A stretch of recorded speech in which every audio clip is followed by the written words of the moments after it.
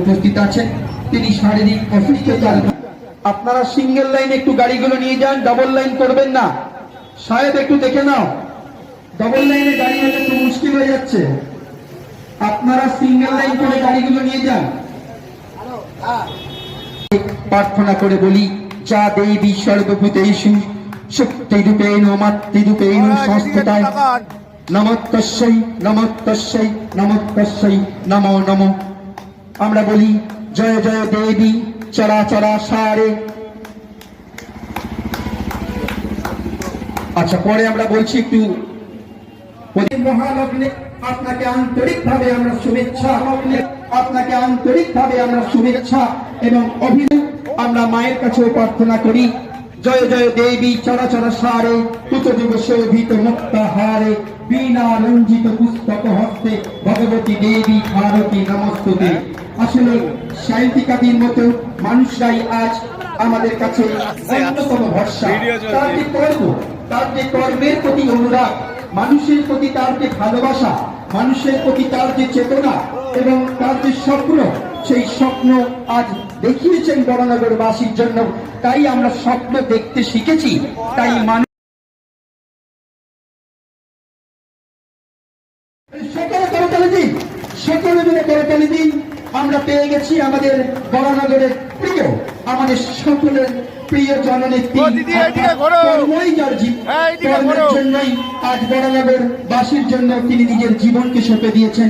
তাকে বরণ করে নিলেন উত্তরীয়ের মধ্যে দিয়ে সঙ্গীতা থেকে শুরু করে শ্রীকন্যা থেকে শুরু করে সকল সম্মান প্রাপক ও প্রাপক উভয়ের প্রতি আমাদের আন্তরিক কৃতজ্ঞতাকে আমরা ছিলেন। আমি যখন ঢুকলাম, আছে আমাদের 29 নম্বর ওয়ার্ডের পৌরপিতা অনিন্দদা, আছেন রাজ, আছেন সাহেব, ত্রম্বক, আকাশ,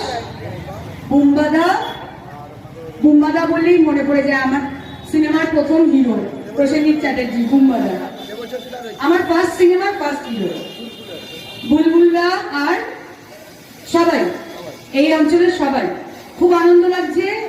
পুজো মানেই আনন্দ এবং সরস্বতী পুজো মানে বিশেষ করে পুজো কাচাদের আনন্দ, ছোটদের আনন্দ, শাড়ি পরা, আনন্দ করা, কুল খাওয়া, মায়ের কাছে উত্তরীয় ও ব্যাচ করিয়ে সম্মানিত করছেন।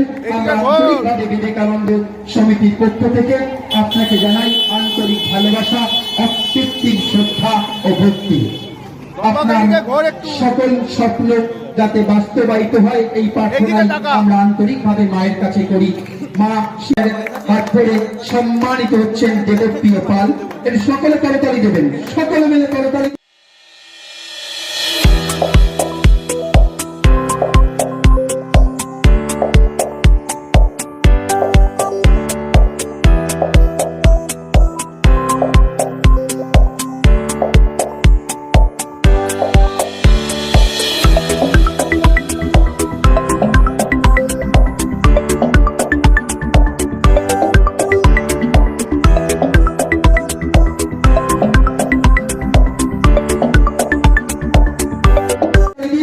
দেবপ্রিয় পাল নব যৌবনের স্পন্দনে যিনি স্পন্দিত, সেই প্রত্যেকেই আমি সরস্বতী পুজো খুশি পঞ্চমীর অনেক অনেক শুভেচ্ছা অভিনন্দন জানাই। এবং আপনারা প্রত্যেকেই জানেন যে সরস্বতী দেবী বিদ্যার দেবী। মানে আমরা সরস্বতী মায়ের কাছে যখনই প্রণাম করি বলি, মা বিদ্যা দাও, বুদ্ধি দাও। কালকে আমি নিজেও যখন অঞ্জলি দেবো বলবো নিশ্চয়ই। এবং সাথে সাথে আরেকটা কথা বলতে হবে যে সবাইকে শুভবুদ্ধি দাও। বুদ্ধি দিলে হবে না, সবাইকে শুভবুদ্ধি দিতে হবে যেন সমাজে যেন শান্তির বিরাজ থাকে। মানে এখানে না সেই আমাদের যেটা মাননীয় মুখ্যমন্ত্রী বলেন যে ধর্মযাত্রার উৎসব সবার, অ্যাকচুয়ালি কিন্তু সরস্বতী পুজো সেটা হয়। আমি দেখেছি ধর্মযাত্রার উৎসব সবাই মিলে আনন্দ করে। এবং যারা এটা কলেজে বা স্কুলে যারা পড়ে, স্কুলে বা কলেজে, তারা এই অনুভূতিটা আরো বেশি করে পায়।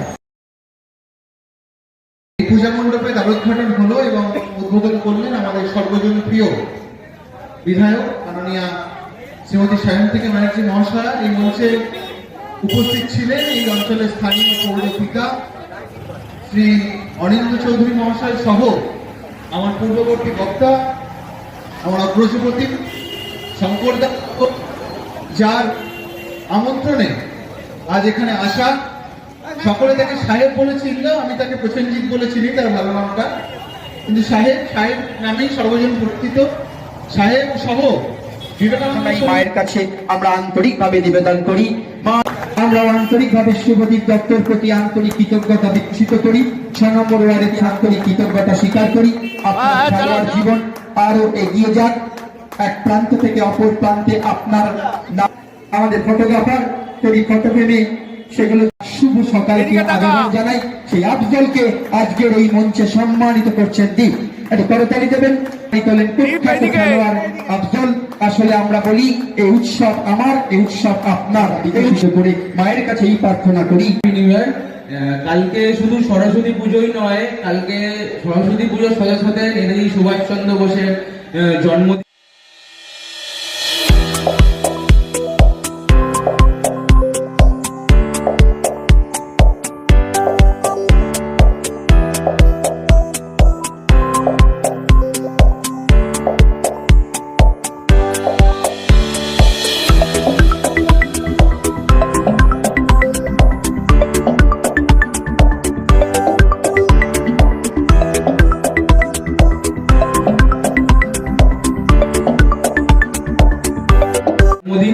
যেমন একদিকে মায়ের পুজো হবে, তেমন একদিকে আমাদের ভারতের জাতীয় পতাকা উত্তোলন হবে। কালকের দিনটা আমাদের কাছে খুবই ঐতিহাসিক একটা দিন। এরকম সরস্বতী পুজো এবং নেতাজির জন্মদিন একই দিনে পড়েছে, খুবই একটা বড় দিন আমাদের কালকে।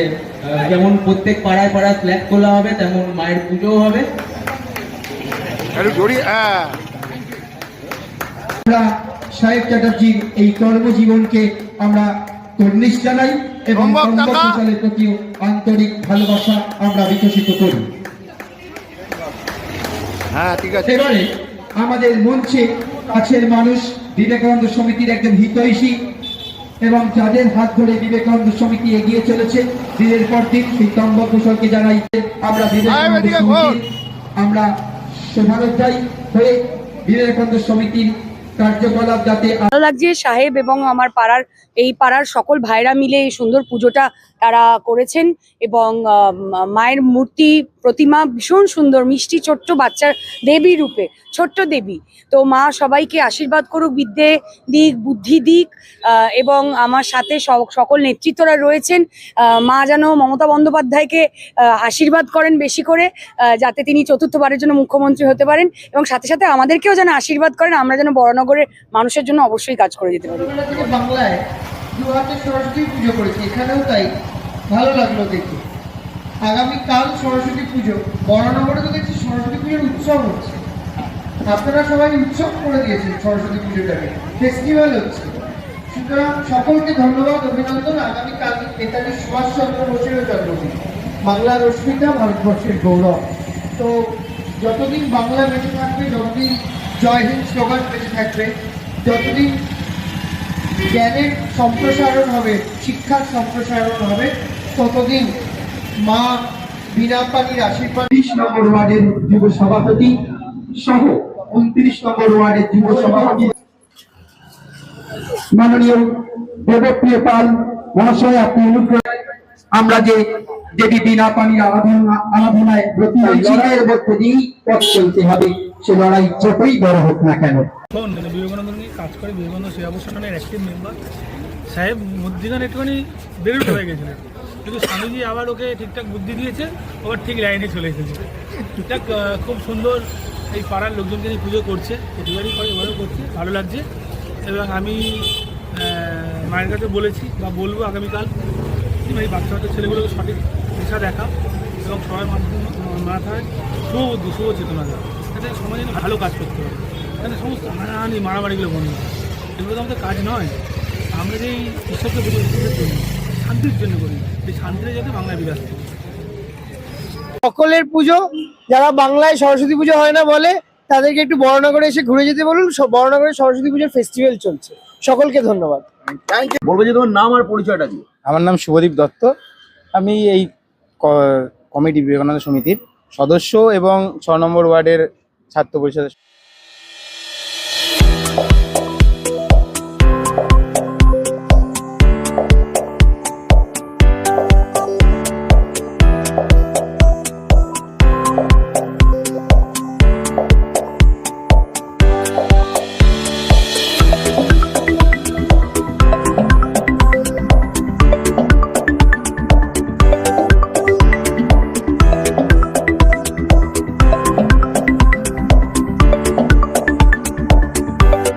পঞ্চায়েতের সভাপতি।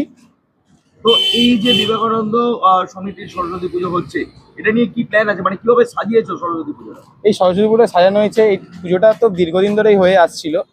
অ্যাকচুয়ালি মাঝখানে 1 বছর যে বলছি তোমার নাম আর পরিচয়টা। আমার নাম ত্রম্বক ঘোষাল। আমি এখানেই, আমার জন্মস্থান এই ব্যানার্জি পাড়াতেই, আমার বড় হয়ে ওঠা। 25টা বছর এখানেই, বাকি জীবনটা এখানেই কাটাবো পুজোর কটা দিন বিবেকানন্দ সমিতির সঙ্গে কিভাবে কাটাবো? একনিষ্ঠভাবে। পুজোর 1 মাস আগে থেকে এবং পুজোর পরবর্তী 1 মাস একনিষ্ঠভাবে কাটাবো। বলবো যে এই যে সরস্বতী পুজোটা এবার 54তম বছরে পদার্পণ করছে, তো কিভাবে এই পুজোটা অনুষ্ঠানসূচিগুলো সাজিয়েছে? আমাদের আজকে যে শুভ অনুষ্ঠানটা সম্পূর্ণ হলো, এটা আজকে উদ্বোধন থেকে শুরু হয়েছে। আজকে গতকাল মায়ের দেবী পূজা হবে, তার 25 তারিখ পরমান্ন বলে একটা আমরা নতুন চালু করেছি, যেটা মায়ের ভোগ বিতরণের দিয়ে আমরা সেটা সম্পূর্ণ করব।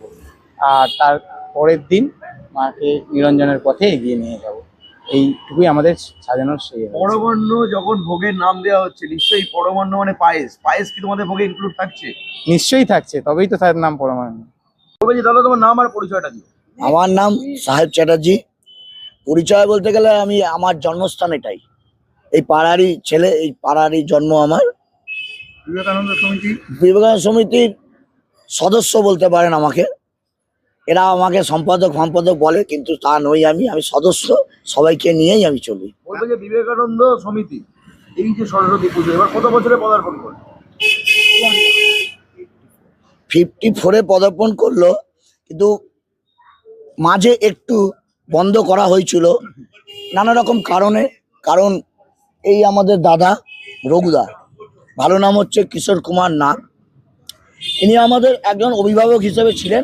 উনি 2025-এ মারা যান। সেই কারণে আমরা ওই বছরে পুজোটা বন্ধ করেছিলাম। আবার এবছর পুজোটা করছি 2026-এ।